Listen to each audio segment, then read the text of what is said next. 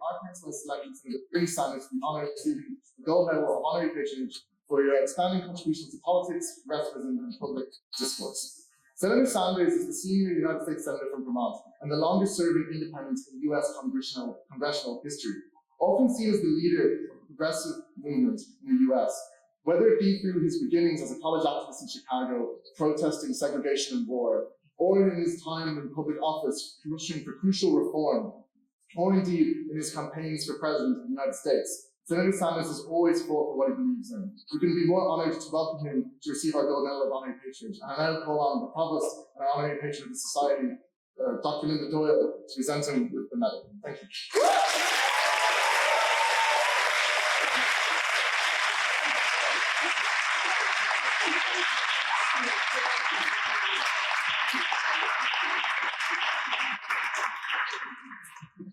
If you'd like to give him a snap. Thank you. My wife and I,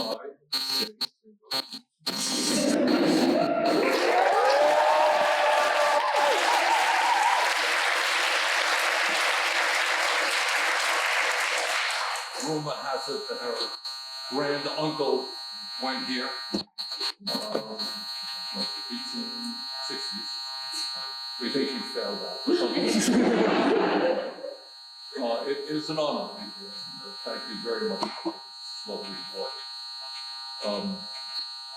I get a little bit nervous being before a philosophical society and all these smart people, wondering what to say. I think the gist of what I would like to convey here is that if you are feeling a little bit overwhelmed and sometimes anxious about the future of the world, you are not alone. I think it's important to recognize that these are very, very difficult times for our planet, for democracy, for dignity, for decency. That's the simple truth of the matter. And given, and I think in the United States perhaps we feel that even more than we do here in Ireland, we are struggling to deal with oligarchy, and the fact that we are seeing fewer and fewer extraordinarily wealthy people accumulate even more wealth and more power. And what does that mean? We are struggling day to day to preserve democracy. The United States has a very proud history of democracy, and yet that is under very fundamental attack. We are struggling right now to make sure that the planet that your kids and grandchildren will live it will be habitable and healthy. We are struggling right now and just distressing and shocking the wars that are going on, the horrific war that is going on in Gaza, Putin's invasion of Ukraine. We believe that there would again be a war in Europe to that magnitude. Those are some of the issues that we are struggling with, and they're real. That's the bad news. The good news is that we are seeing all over the United States and I think the world, young people standing up and prepared to take up the status quo. To understand that we do not have to live in a world where the top 1% owns more wealth than the bottom 99%.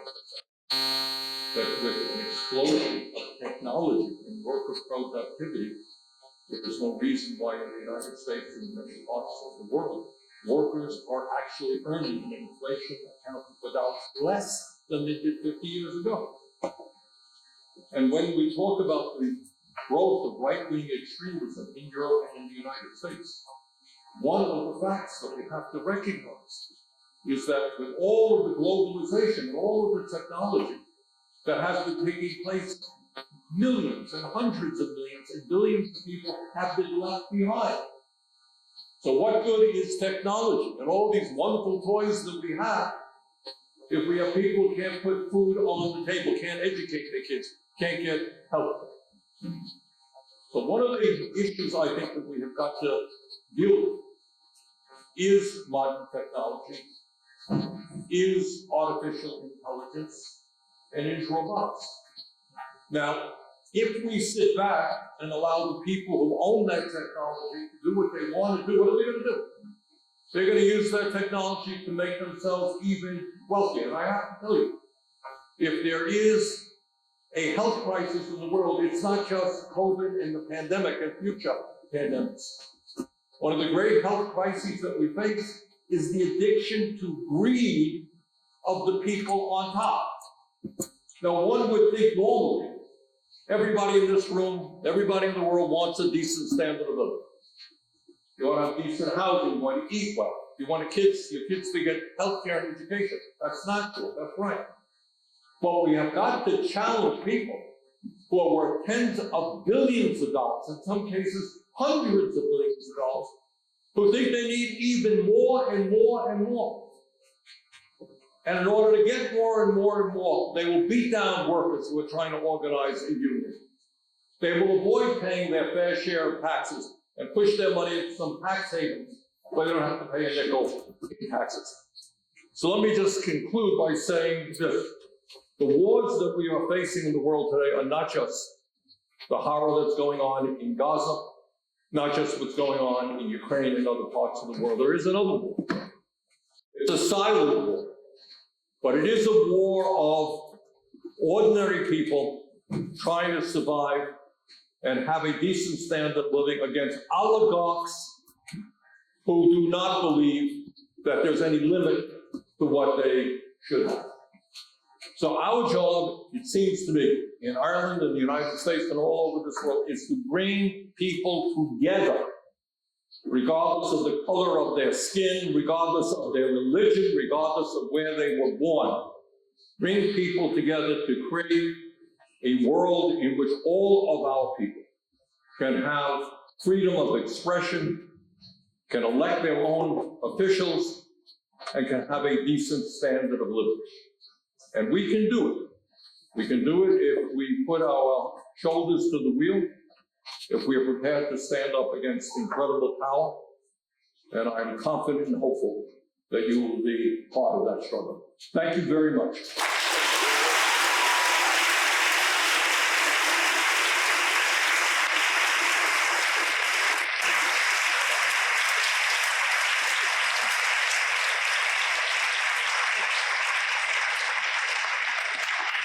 Thank you very much for that amazing address. I just have a few questions to ask you.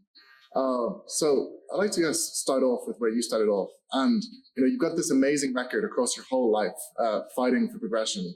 Was there a certain point where you knew this was your calling, or was it more just a natural progression of who you are as a person? Well, I'm gonna stand up here. Let me say, I am not all that impressed about my amazing record. There are people who have done a lot more. There are people who have spent decades in jail. People have been killed trying to do the right thing. For me, I was in a sense lucky. I live in Burlington, Vermont. My wife and I live there. And in 1981, well, let me back it up a little bit and say that earlier than that, I ran in America, as all of you know, we have two basic parties, Democratic and Republican Party. And I ran with a small third party, raising issues that the two parties didn't talk about. And it didn't get a whole lot of votes, and then I kind of stopped running. But then I ran for mayor of the city of Burlington, Vermont, the largest city in the state of Vermont, 1981. And to everybody's shock, we won that election by 10 votes after a recount. And we did some good things. And that got me a lot of attention, and then I eventually became a congressman from Vermont in the U.S. Senate and ran for president. But look, to be very honest with you, I don't mean to be overly humble here. There are a lot of people who've done a lot more than I have. What I have done is kind of been out there. When you run for president, you get a little bit of media attention. And I think what we showed in running for president and taking on the establishment kind of assumes that people don't want real change. The establishment assumes that the status quo is working. We'll nibble around the edges here. We'll do something here. We'll do something there. And what our campaign was about, and our campaign had tens of thousands of people, often young people, people of color, working class people, say, you know what? We want to do more than nibble around the edges.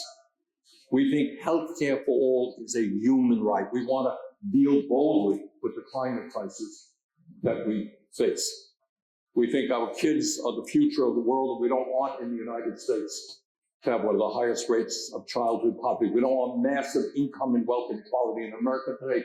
3 people own more wealth than the bottom half of American society. So you raise those issues, and everybody's surprised. You know, people say, yeah, that's right. Yeah, we like real change in America. And then when you bring about real change, well, you got to take on all those people who don't want real change. So all of that conflict was, I think, gave me some national attention. But and the result of that is probably the best was a lot of young people got involved. We have some wonderful people right now in the House of Representatives, a whole generation of young people who fight for social justice. So that's the answer. Yeah, I guess actually on that note of fighting for social justice, as a public figure who has concerns such as electability, how do you balance your progressive principles with political pragmatism? Good question. Also, actually, I forgot to say before you give me credit for that. That one was submitted by the audience. All right. Still a good question. It's difficult. In my mind, people who work with me, we live in many, many different spheres.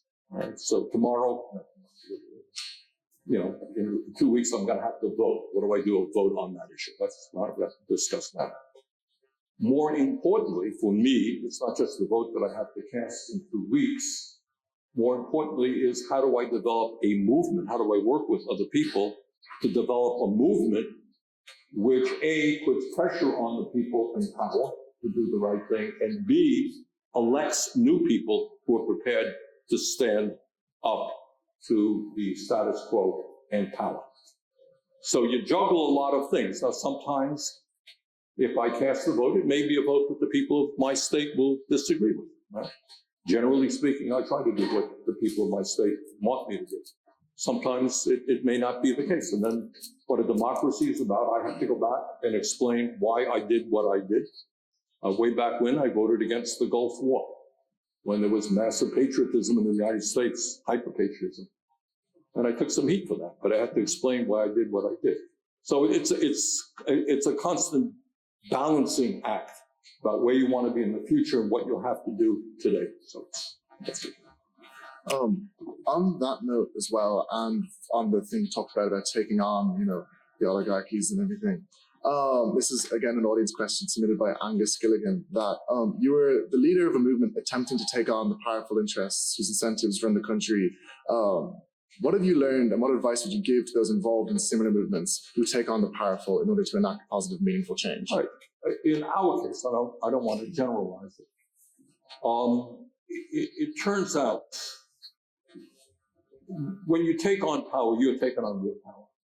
And that is, you're taking on people who own the media, for example. Right? So try running, there's a newspaper in the United States, a major newspaper called the Washington Post.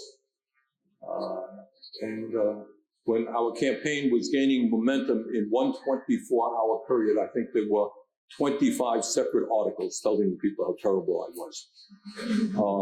And it's a question of the kind of publicity or TV coverage that Donald Trump got compared to what we would get. But what we learned from the campaign is it turns out, and I think you're seeing this all over Europe, the political establishment is in many ways weaker than people think. And it turned out that when I ran for president in 2016, the Democratic establishment, that's what they were. There were people on top who went to cocktail parties, who were on TV, but they had nobody down below who was supporting it. And we were able to generate that kind of grassroots activism. So I think what we learned is that the political parties themselves were not all that strong. But then you go up against media, which is very, very powerful in terms of deciding what people will see and hear. You're taking on incredible amounts of money. In the case of the Democratic Party, you're taking on people who ran the party and all of that stuff. So the point is, in some places, they are weaker than you think. But taking on oligarchy and taking on the people who want to preserve the status quo to benefit themselves at the expense of everybody else, that is not easy. That is not easy. And the struggle continues. Bottom line is bringing people together. 99% of the people have common interests. Bringing people together to take on that very powerful 1%, that's where the struggle is. Actually, again, somewhat related to that, and indeed the way that the media would brand you, as a full-blown Stalinist or whatever ridiculous stuff, whether it be through the legacy of McCarthyism or modern polarization, there's been significant pushback to genuinely left-wing policies in America.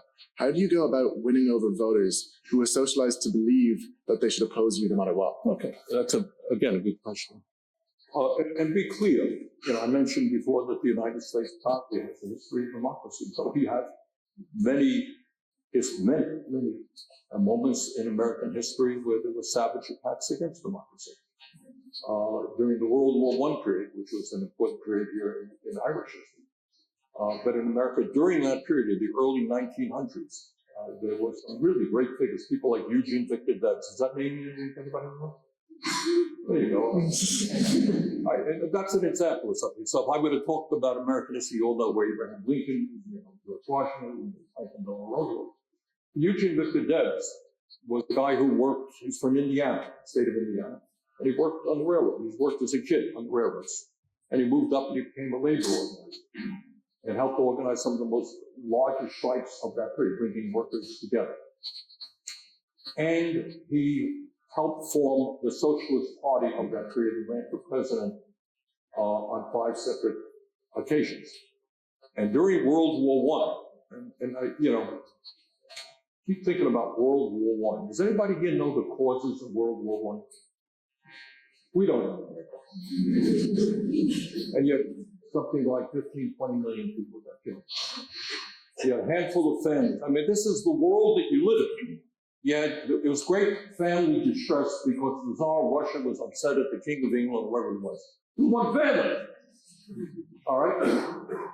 And then you have, sadly enough, young people during that period in Germany, in France, in Russia, rising up, ready to go off and die and kill for what? And it goes on today. So when we talk about, I'm detouring a little bit here, but when we talk about where we want to be as a people, I want you all to appreciate what I'm showing you, you do. The absurdity and horror of war, of settling issues by killing people, by dropping bombs on innocent people that's going on today. And think about World War II, but World War I, millions of people fighting each other. Germans fighting the French, killing each other. For what? So, having said that, to get people together, when you ask me how you appeal to people who might be in opposition, what we do is very simple. We say that if you are a right-wing Republican, do you need health care in America? We have a very dysfunctional healthcare system. Yeah, we do. How's the healthcare system working? Well, not very well. Can your kid afford to go to college? No, can't afford to go to college. How's housing? Can you pay your housing? No, can't do that. See, it turns out that on major issue after major issue, there is a lot of agreement in the United States. Now, on issues like guns, there is not. Issues like abortion, there is not. Women's rights, gay rights, there is not. So what you do to answer your question is you focus on issues where people have common interests. If you're a worker, you want decent wages. Let's bring people together around those issues. That's kind of the answer. Thank you very much. And indeed, thank you to Louise, the Provost, Dr. Jeremiah Sanders, and yourself for putting this all together last minute. I know you're very busy and have to run off. I can just ask everyone to please stay in your seats for a moment, just as the Senate needs to leave promptly through the building. But thank you very much for coming. Well, thank you.